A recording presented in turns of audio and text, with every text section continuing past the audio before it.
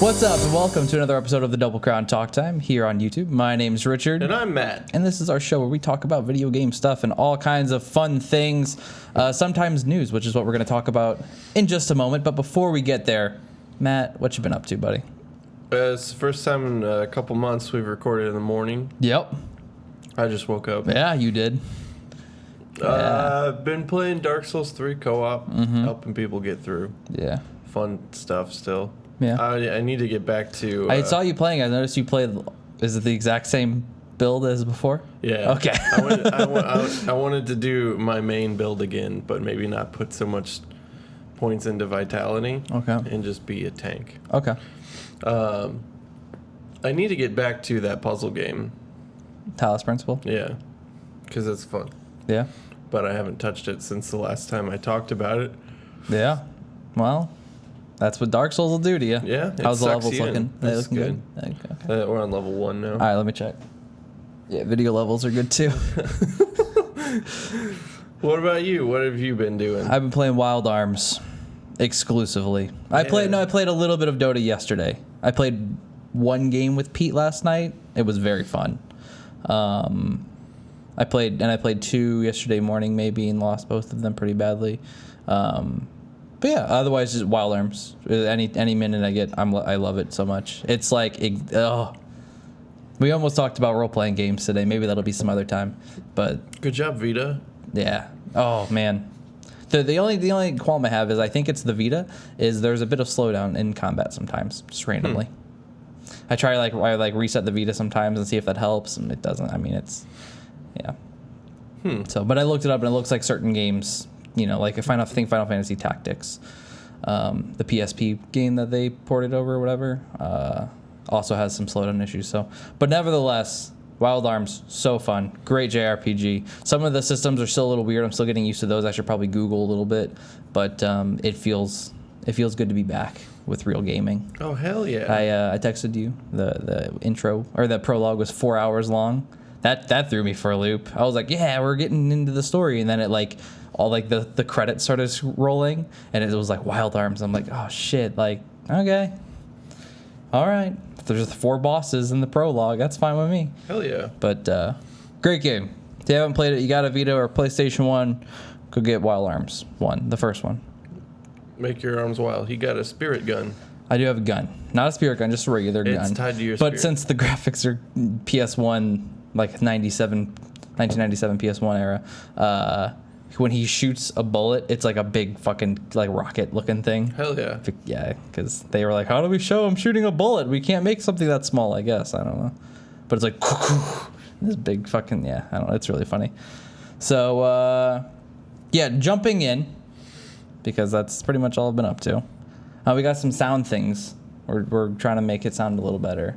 We're working on it. We just put them up today. They might change a little bit. I don't know. Yeah. We'll see. We'll see if they stay up first. We'll see if they stay up, yeah.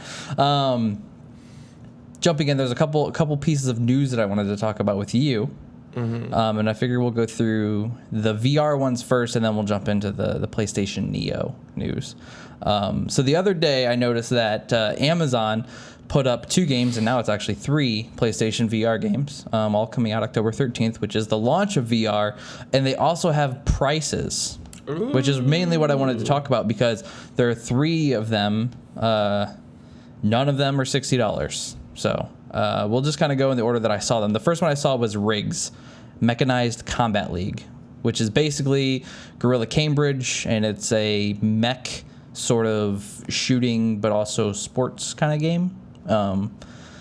So basically, as far as I understand, like you get in a mech and there's like a ball and you're either on offense or defense, I think. And then if you're on defense, you shoot the other mechs to try and keep them from scoring. And to score, there's like a hoop or like a sphere, or not a sphere, but a circle in the middle, and you have to get the ball and then jump through it while holding it. But I think while you are holding it, you can't shoot, so you have to, you know what I mean? So it's this whole thing. Heard it's really fun. I've heard it's really, really cool. I've seen some like gameplay and it looked good. I'm excited. I want to play it really bad. Going to be a launch game, $50. Okay. Now that's the most expensive one, and that, as far as I understand, that is a full like AAA game. All right. which I thought was interesting that it wasn't $60. Next one. Next one, Batman Arkham VR, Okay. which is what I actually saw today, but $20. Okay. Now that one's more of an experience rather than a full game. So we know that much about it. So, $20 seems appropriate to me. But, Yeah. and then the last one is PlayStation VR Worlds. So which is, as far as I understand, basically if you go to a Best Buy or a GameStop and you play your demo, it's coming off of the PlayStation VR Worlds, which is basically I think 7 or 8 little games that you can play. That one's $40. Okay. So basically, I mean, what I thought was interesting is that none of them were 60, because they very easily could have been well, there's no fucking set price point for a console, exclusive game like this. You know what I mean? Especially with rigs. So I don't know. I'm curious as to what you think. Do you think those prices are appropriate? I can't say if they're appropriate yet because I don't know.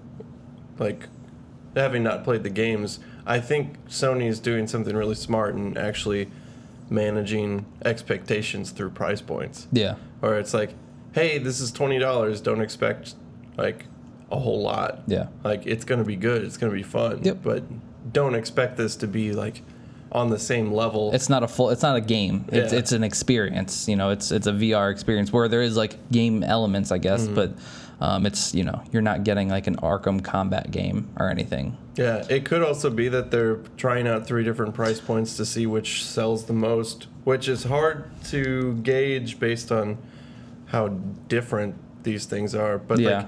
The PlayStation Worlds one makes the most sense to me because it's a bundle exactly. of experiences. And there is a bundle with the VR package you can get that includes VR Worlds.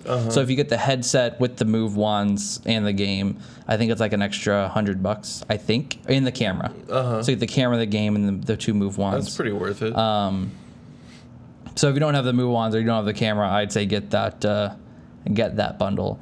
But yeah, I don't know. I thought it was interesting that it seems like they're, the $20 makes the most sense to me. The $40 makes more sense. The $50 one is where it's kind of weird for me because I feel like they're just exploring the field of price points. It is a first party game, so they can kind of charge whatever they want.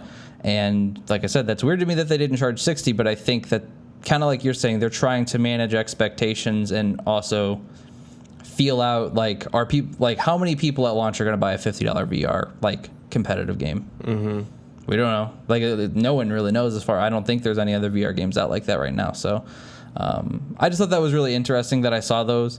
They are all dated on Amazon for October 13th. You can pre-order them if you want. I wouldn't, but do you. I think they're being cautious in the fact that they don't want to kill the technology based on the price point of the games. Yeah. I mean, if they were all $60, you'd probably sell one of them or 2 of them instead of all 3. I probably won't get the PlayStation VR Worlds personally, but Batman and Rigs, I think, are day one buys for me. But moving forward to the bigger news, really. This is a couple days old at this point. But there were some documents from the PlayStation 4 Neo. I forgot what some kind of a developer's guide or something like that. Let me see. A presentation. I'm sorry, they're slides from a presentation. So we've got 5 slides here. I just wanted I was going through them. Some of the things seemed really interesting. I was curious of what you thought. And I have some kind of questions, I guess, myself. So basically, I'll skip over all the information that we know already. So it does say all PlayStation 4 titles released October 16th or later should support both the original PlayStation 4 system and the Neo system. And a quick sidebar to that, Amazon Spain did also accidentally leak the PlayStation 4 Neo coming out October 13th, but then Sony was like, no, that's not true. And then Amazon was like, we meant to put up the VR and we accidentally typed in Neo because of translation problems. Could be a total bullshit answer to try and cover the fact that it's coming out the same day as the VR, which I think is a huge mistake, but we will we'll see about that. I doubt it would come out the 13th. Yeah. I mean, it's really soon. Yeah. That's really soon. They'd have to talk about that. Considering they haven't shown anything off about it. Yeah. like not even a design. I don't think it's that close. Yeah. But I think it's interesting that everything released after this October. That's the only thing, and that's assuming that these slides are real. I mean, they from what I can see, it seems pretty legitimate. But you know, it would kind of make sense because if games released after October 16th were able to, that's true. If it came out in like November for like Christmas, I was thinking later than that. Everything's pointed to this year. That's the only thing. We don't know though. I mean, they could push it back if they need to, but I mean, everything that we've seen, rumors at least, has said it comes out this year. But we'll find out eventually. Maybe Tokyo Game Show. I think that's or Gamescom. One of those two are the next one. Sony's not doing it at Gamescom. Anyways, 4K display support for ultra high definition TVs, so 4K TVs. And this is something that I was it was on this one. Many games will have additional improvements for 4K TVs. Higher frame rate, more stable frame rate, improved graphics fidelity, additional graphics features, etc. Now, assuming these are real, something that stuck out specifically for me on this is that many games will have additional improvements for 4K or ultra high definition TVs. So does that mean that 1080p TVs don't get that treatment? Yeah, I don't think frame rate is tied in with the output. Exactly. Well, I know. Yeah, the output resolution of the console. Exactly. It's what the console itself could render it in. You said that it's to like developers and not for marketing, because that just seems buzzwordy. I mean, we don't know. It's.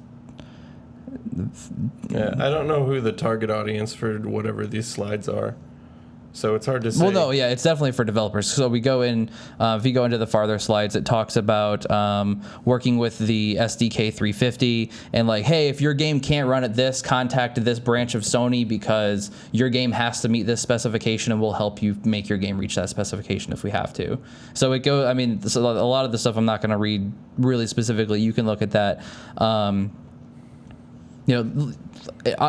For example, our experience is that using low resolutions for 4K TV support, such as 1440p, does not create much differentiation from 1080p. And like it goes over all these different things about, the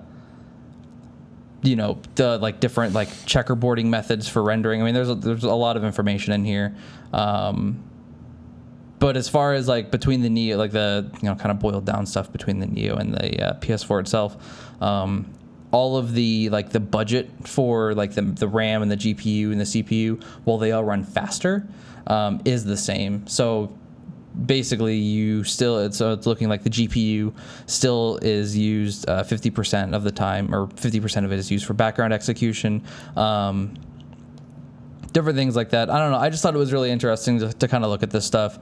And like I said, there's a lot of like really technical stuff, like the different like bus speeds and like RAM speeds and things like that. Mm-hmm. But basically the way everything's worded in here is that, things like ensure that the Neo frame rate meets or exceeds the frame rate of the game on the original PlayStation 4, which is something that they've always kind of talked about. And then that got me thinking, do these games, like the games have to go through their certification. And, I know a lot of people are worried about, well, are the regular PS4 versions of these games going to be like shit? Like, are they going to like bump it down to 720 to make it run at a proper frame rate because they want to, crank everything up higher, things like that. Mm-hmm. Are you basically going to be almost like forced into buying a Neo unless you're going to get actually a lesser experience on the regular PlayStation 4?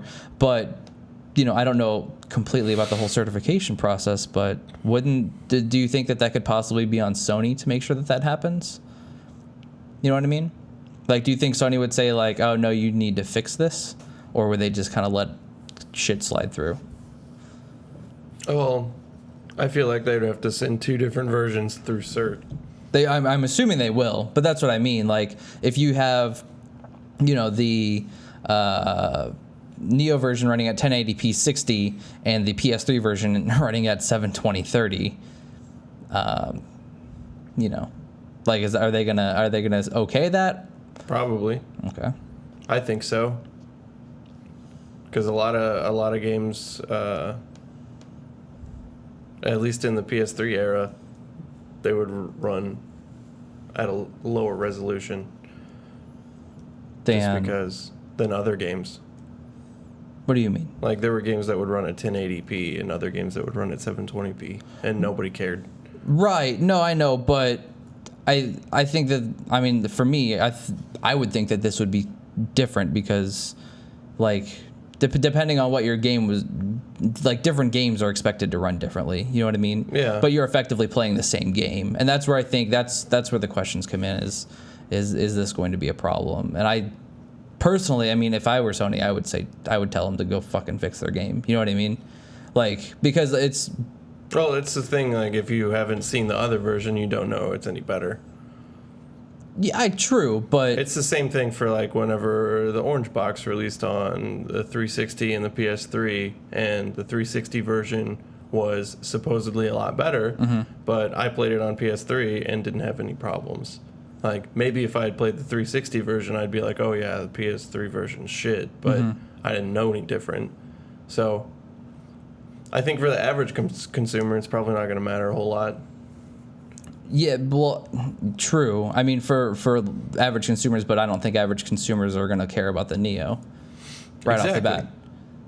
Exactly. So I don't think Sony would necessarily be extremely strict. Okay. But do you think they should? I guess is my question. Oh yeah. Okay. They totally should. I don't think they're going to though. Okay.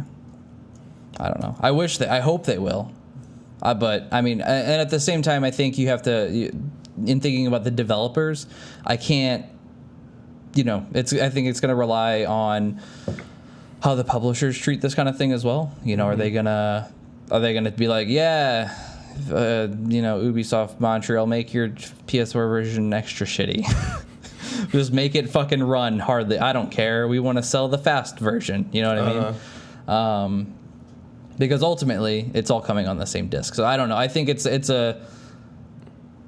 of the verbiage in these slides as far as like how, like how they need to achieve certain things. It's kind of weird, which makes me wonder if they are totally credible. But again, they are out there. I found them on PlayStationLifestyle.net.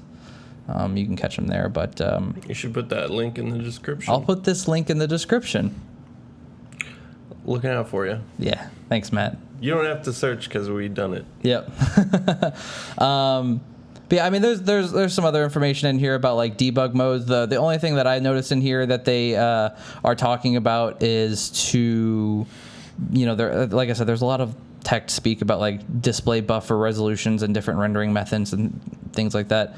I just think, they talk about like games running in 4K rather than like, they're like, we can upscale it if we have to. I'm like, you're going to have to fucking upscale it. You're not going to run these games in 4K.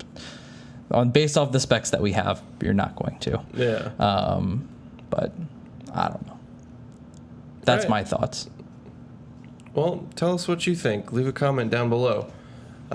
Give us a thumbs up if you liked what we were saying to you on this Friday morning. We got the sleepy guy over here. Yeah. You can find us on Twitter. He's at _sleepy guy. Yeah. Just kidding. @ Matthew Creek. If you type in sleepy guy, it'll autocorrect. Oh shit, that'd be cool as fuck. Yeah. We should call Twitter and have him do that. And the Twitter, you want to make $1 million? And it's like, no, we already do. Oh. Splomper. Shot down. Anyways, yeah, you can catch me on Twitter. I am at Nowlith. Leave a comment down below. If you like this, we do this every week. So go ahead and subscribe to the channel. We also do Let's Plays, some game reviews from time to time. We do first impressions of PS Plus games every month. Lots of fun stuff. Hell yeah. Hell yes. So until next time, we will catch you later. Goodbye.